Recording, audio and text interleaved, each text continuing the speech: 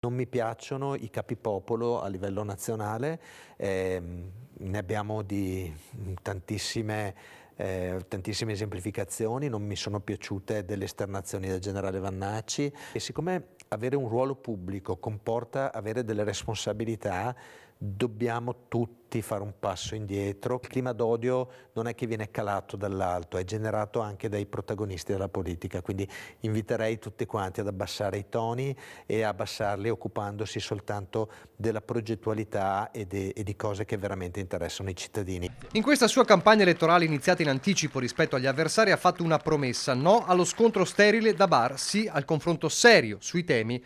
Ma a chi pensa che Giovanni Manildo sia fin troppo morbido nella sua sfida ad Alberto Stefani, e per la verità viceversa, visto che più di uno ha coniato il termine Stefanildo, il candidato del centrosinistra risponde chiaro: il Veneto che vide vincere Zaia 15 anni fa è profondamente mutato. Sono cambiate tantissime condizioni, ci sono maggiori fragilità, maggiori bisogni, anche le imprese hanno diverse opportunità e diverse difficoltà da affrontare. Per la prima volta abbiamo l'indice di produttività del Veneto che è al di sotto della media nazionale, quindi l'aria è di un Veneto che sta aspettando un cambiamento. I temi sono sul piatto da settimane, uno resta cruciale, quello della casa, per il quale Manildo ha un progetto. Un'agenzia regionale per la casa che in modo unitario affronti questo tema, le politiche dell'abitare, stanzi un fondo in 5 anni di 500 milioni di euro, 100 milioni il primo anno per incominciare a efficientare e rimettere a posto il patrimonio delle ATER. E poi il lavoro strettamente connesso con il tema degli stranieri, la ricetta a più step. Certezza, rispetto delle regole, formazione. L'idea quindi è quella di da una parte fare una formazione molto profonda sia sui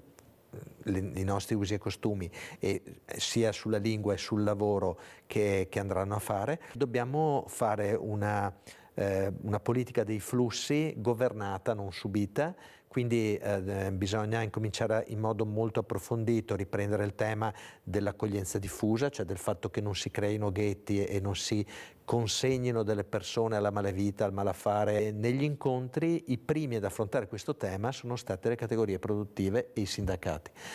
Quindi vuol dire che la società civile è molto più avanti della politica. 7 liste e una squadra che l'avvocato trevigiano che conquistò la roccaforte leghista di Treviso è convinto possa farcela. Non mi sento un kamikaze, si può vincere, ha detto in questi giorni, e una vittoria non cambierebbe il suo senso pratico anche nei rapporti con l'opposizione. Sarà necessario non perdersi in stupidaggini, quindi ritengo che qualora vengano presi dei provvedimenti di largo respiro, dei provvedimenti